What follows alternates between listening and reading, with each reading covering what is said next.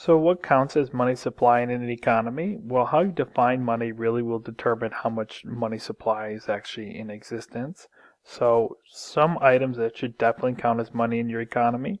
Currency should definitely count as money in your economy.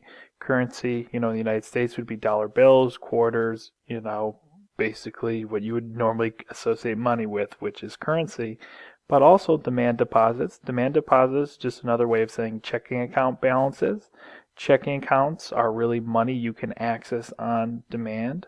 So money that's in checking accounts counts towards the money supply. So one thing you could look at it this way: if you went to a grocery store and wanted to buy $100 worth of groceries, you could pull out a $100 bill of currency and pay for it, or you could write a check for $100, and either way you could pay for the groceries. So currency and demand deposits should definitely count as money. So people are always curious about how much money is there in the United States economy. Well, how you define money determines how much money there is.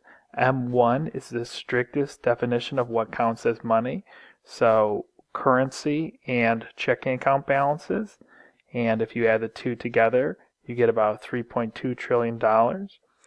M2 takes everything that's in M1, but it loosens up the definition a little bit more. So for example, it includes savings deposits.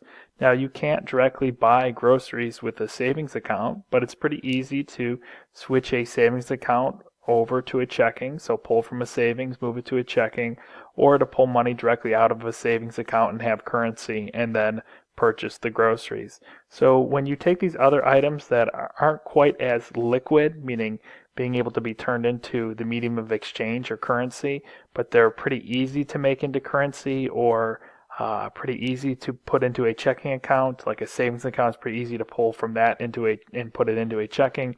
The amount of money becomes larger when you loosen up the definition of what money is.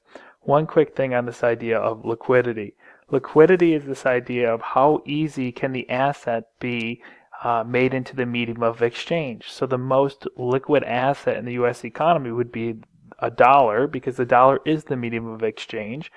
A savings account isn't quite as liquid because I can't directly make a trade go through with a savings account, but I can easily then pull money out and have currency, so it's pretty liquid.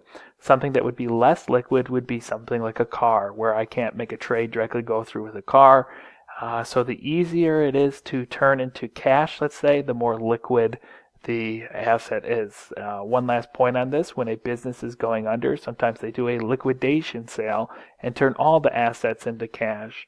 So the easier it is to make into the medium of exchange, the more liquid the asset is.